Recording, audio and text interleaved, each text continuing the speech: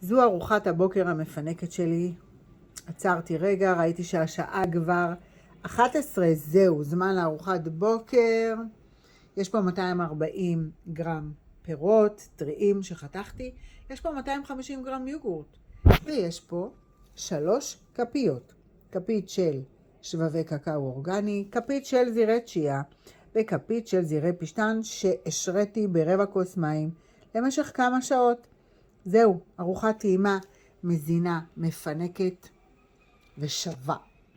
ואחד הדברים החשובים זה שנייה רגע להגיד שיכולתי גם לאכול את היוגורט בגביע, לזרוק לתוכו ככה את 3 כפיות ולהרבב, לאכול את הפירות שלמים, אבל זה לא היה אותו דבר. כשאני מסתכלת על הארוחה, על הצלחת הזו, המפנקת, המזמינה, הכל נראה כל כך עסיסי, טרי, טעים.